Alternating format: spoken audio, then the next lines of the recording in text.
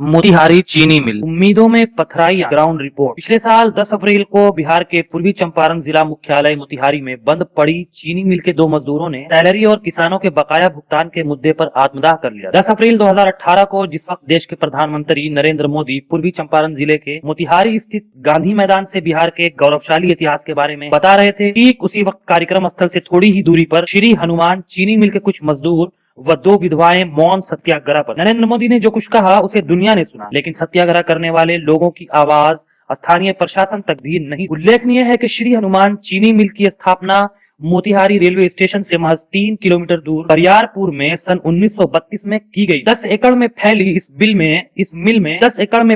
मिल में 696 मजदूर काम कर रहे थे और करीब 7,000 किसान मिल को गन्ना मुहैया करवा। अंग्रेजों के समय की है ये फैक्ट। स्थानीय लोगों ने बताया कि इस मिल की स्थापना आजादी से पहले 1933 में हुई। तब यहाँ मोतिहारी और उसके आसपास के जिलों से किसान गन्ना लेकर आते थे, साथ ही मिल में हजारों लोगों को रोजगार मिला हुआ। लेकिन 2004 के बाद चीनी मिल की स्थिति लड़खड़ाने लगी। आखिरकार चीनी मिल के मालिक ने 2012-13 में मिल को बंद करने का फैसला ले लिया। वर्ष 2002 से मजदूरों को तनख्वाह मिलनी बंद हो गई थी, लेकिन मैं चीनी मिल वर्ष 2004 तक चलती रही। वर्ष 2004 के बाद एक दो बार इसे जरूर खोला गया, मगर कुछ ही दिन के बाद दोबारा फिर से बंद कर दिया गया। साल 2012 में 1.5 महीने तक मिल चली थी, इसके बाद फिर से बंद हो गई, तो फिर कभी भी नहीं। साल 2002 से ही गन्ना किसानों व मजदूरों का पैसा मिल प्रबंधन पर बकाया है। अब नहीं खुलेगी मोतिहारी चीनी मिल। पीएम मोदी से भी टूटी उम्मीदें। अगली बार जब मोतिहारी आएंगे तो बंद पड़ी मिल में बनी चीनी से बनी चाय पिएंगे। ये वादा पीएम मोदी ने 2014 में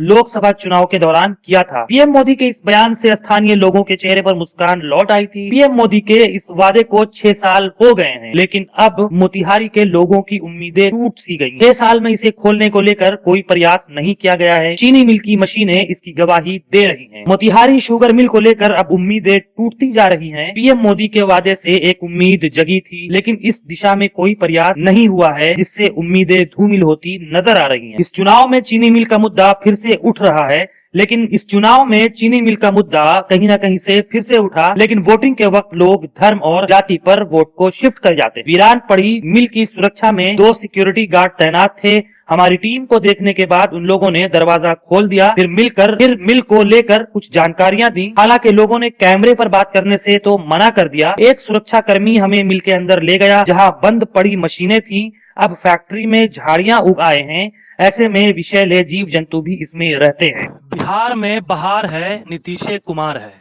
2015 के विधानसभा चुनाव में ये नारा जन जन की जुबान पर था और सभी को ऐसा लगता था कि इस नारे के साथ बिहार के मुख्यमंत्री नीतीश कुमार बिहार में विकास के कार्यों की गंगा बहा देंगे।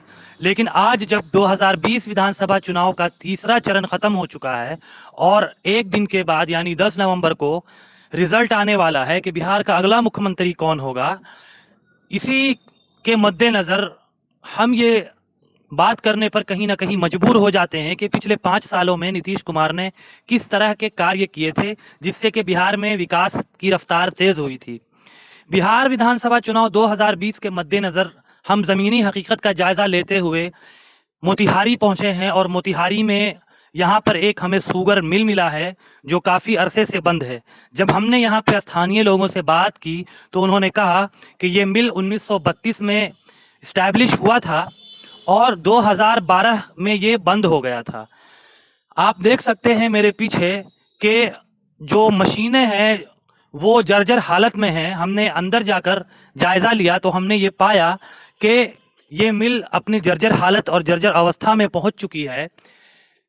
सबसे बड़ी बात यह है कि इस मिल से कई सारे लोगों का रोजगार चलता था, कई सारे मजदूर वर्कर्स यहाँ पर काम करते थे। चूँकि ये शाम का वक्त हो चुका है और जब हम अभी यहाँ पर आए हैं तो एक भी वर्कर नहीं है और यहाँ पर 2-3 गार्ड्स हमें मिले जिनसे हमें बात करने पर पता चला कि भारत के प्रधानमंत्री नरेंद्र मोदी इससे पहले शायद 2019 के लोकसभा चुनाव में जब यहाँ आए थे तो उन्होंने कहा था कि हम यहाँ की चीनी की बनी हुई चाय जो है वो पीना चाहते हैं। लेकिन यहाँ के लोगों को आज भी प्रधानमंत्री नरेंद्र मोदी के उस बात की आस है और एक उम्मीद है कि शायद प्रधानमंत्री नरेंद्र मोदी इसकी काया पलट करेंगे और प्रधानमंत्री के साथ साथ यहाँ के जो लोग हैं और पूरी बिहार की जो जनता है वो भी यहाँ के बनी हुई चीनी के चाय का मज़ा लेगी। हमारे साथ अभी बहादुर दास जी हैं जो शुगर मिल में काम किया करते थे। हम इनसे ही जानना चाहेंगे कि शुगर मिल में ये कब काम करते थे और क्यों इनका काम बंद हो गया। शुगर मिल बंद हो गया तो वो क्यों बंद हो गया, आइए हम इनसे ही जानते हैं। दास जी, सबसे पहले ये बताइए कि आप कब से यहाँ से काम कर रहे हैं? अब हमको कहने दी। हम यहाँ पर 1969-69 में आए जब ये फैक्ट्री बंद पड़ा था 1 साल के लिए। उस समय मोहन बाबू इसका मालिकान थे और के बिरला उनके समधी थे। तब ये हम उसके पहले सिद्धवलिया में थे तो हीरालाल बहेती करके सिद्धवलिया के छोटा मैनेजर को यहाँ पर बिरला ग्रुप बैठाया और यहाँ का मैनेजर थे भीम सिंह वो थे। उस समय यह स्टाफ था इनका 1500 परमानेंट सीजनल और 400 कैजुअल, 1800 था। फैक्ट्री जब चला और किसान का कुछ बकाया था। जब 69-70 में जब फैक्ट्री चला तो चलते चलते सारा किसान मजदूर का लवलिटी समाप्त होता गया और बहाली हमारा भी 70 में नौकरी हो गया। अब 70 में जब नौकरी हो गया तो इनका 1500-1800 कर्मचारी को ये दिन देखना नहीं पड़ा कि कफन के कपड़ा मिलेगा कि नहीं। ये दिन आज आ गया है। हमने 1970 से 2015 तक इस फैक्ट्री में नौकरी किया। 13 में हमारा 60 साल का उम्र पर वो एक मोटा मोटी 1970 से लेकर 2013 तक आपने यहाँ काम किया? 15 तक ले, 13 में रिटायर करने के बाद 2 साल और 15 तक ले। 2015 तक आपने यहाँ नौकरी की? हाँ, 2015 तक नौकरी किया। इस मध्यम में हमने यूनियन के सारा पोस्ट में काम भी किए हैं। काम करने में ये हमको महसूस हुआ और हम बॉयलिंग हाउस फोरमैन के रैंक से रिटायर किए। रिटायर करने और काम करने में ये तजुर्बा हमको मिला कि एक मैनेजर 1969-69 में जो आया वो 95 में गया। 31 मई 95 को वो चला गए और ये मालिक ले लिया तो मालिक कहा कि हमारे सामने बात हो रहा था। विमल बाबू आए थे तो स्टोर के अगाड़ी बात कर रहे थे तो मालिक बोले कि बाहिती जी आप रहिए। तो वो कहा कि बाबू हम आपको 90 लाख रुपया सालाना मेंटेनेंस खर्च आपको हम देते हैं, हम 1 करोड़ रुपया दे देंगे, मगर हमारा फैक्ट्री जब चलेगा और जब बंद होगा इस पीरियड में आपको हमको नहीं टोकना पड़ेगा। काहे कि हमारा फैक्ट्री बिहार का 1 नंबर चैंपियन फैक्ट्री है। कितने लोग काम करते थे यहाँ? यहाँ पर अभी 1200-1300 मजदूर, माने 95 में 1000 स्ट्रेंथ बच गया था। 1995 में? 1995 में 1000 स्ट्रेंथ बचा। 1000 लोग काम करते थे यहाँ। तो आपका मतलब कि फिर अचानक से मजदूर कम क्यों होते गए, इसके पीछे वजह क्या हो सकती है? हम बताते हैं। मजदूर कम होते गए कि इंडस्ट्री का रिमोरलाइज हुआ। उसमें पहले कारपोरेशन था, उसके बाद इलेक्ट्रीशियन का काम जब होने लगा तब एक मशीनरी ऐसा आया कि 150-200 आदमी छट गए। अच्छा, मशीन के आने से हाथ वाला जो एक तरह से काम होता है, आदमी का काम होता है, वो घटता चला गया। वो मशीन द्वारा काम होने लगा। जहाँ 150 मजदूर काम करता था वहाँ पर एक मशीन आया। जैसे ओलिवर में फ्रेश से रस छनाता था, वहाँ 50-50 करके 3 ड्यूटी लगता था और एक लीवर लगाया तो 3 आदमी वो रहता था, 150 आदमी छट गया। मगर 150 आदमी को खराब दिन देखना नहीं पड़ा। तो कितने घंटे की ड्यूटी होती थी आप? 8 घंटा। 8 घंटे की होती थी? 8 से 4, 4 से 12, 12 से 8। क्या 3 शिफ्ट में चलता था काम? फैक्ट्री 3 शिफ्ट में चलता था और एक शिफ्ट 7 से 12 और 1 से 5 वो जनरल शिफ्ट रिलीविंग का था। वो जनरल शिफ्ट था। वो हर एक स्टेशन का एक बुजुर्ग आदमी रखा जाता था। जनरल ड्यूटी में। कितना पैदा होता होगा चीनी यहाँ से? यहाँ पर चीनी 3 लाख बोरा बना हुआ है। नहीं, अभी बना हुआ है? और नहीं बना मतलब आप जब काम करते थे तो कितना चीनी का पैदावार होता था? 2 लाख 2 लाख 2.5 लाख 2 लाख 2.5 लाख। क्या पर डे, पर मंथ, क्या महीना?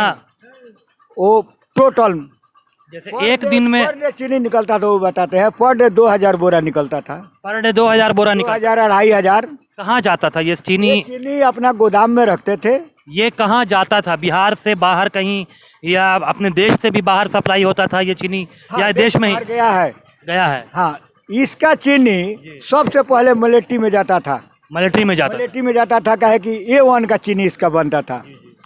और बके हुए चीनी पर बिरला का मिल था, तो बेचने का वो ज़्यादा आदेश नहीं देते थे। ये बिरला कंपनी ने लगाया था? हाँ, बिरला कंपनी नहीं है, बिरला का दामाद का मिल है। बिरला के दामाद का? हाँ, तो खैर ये तो मुझे समझ में आ गया।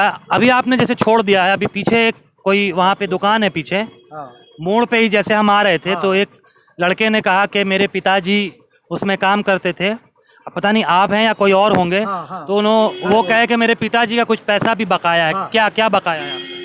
अब उसके बाद सरकार का जो नियम है, हम लोगों का वेतन से 8%, जैसे पहले हम लोगों का कटा 100 में 1 रुपया फैमिली पेंशन, जो 70 में स्कीम पास हुआ, और फैमिली पेंशन में हमारा खुद कटा, और कटते कटते जाकर 92 90 92 93 में इसको पेंशन में डेवलपमेंट कर दिया। ठीक है। जो कटा वो पैसा हमको मिला नहीं, जो पैसा कटा वो हमको मिला नहीं। बंद होने के पीछे वजह क्या रहा? बंद होने के पीछे विमल बाबू थे, वो मैनेजर को नमरी चाहे जो कहिए वो दे देते थे, और हिसाब नहीं लेते थे। और यहाँ पर विकास जब हुआ तो यहाँ पर एक ग्रुप चलता है, जो ठग ग्रुप है, जिस तरह आज का दिन दौर चल रहा है। तो इस समय सबसे पहले एक बैंक का मैनेजर आया, नागले आया, तो इसमें इसको डेवलपमेंट के लिए 35 करोड़ रुपया लिया, बोलिए वो सरकार से लिया। और लेने के बाद में वो क्या किया कि इनका जो बन फैक्ट्री पड़ा था उसमें का कहीं का बॉयलर, कहीं का कुछ हो ले आया, और 60 साल का बुढ़िया को 5000 का साड़ी पहना दिया।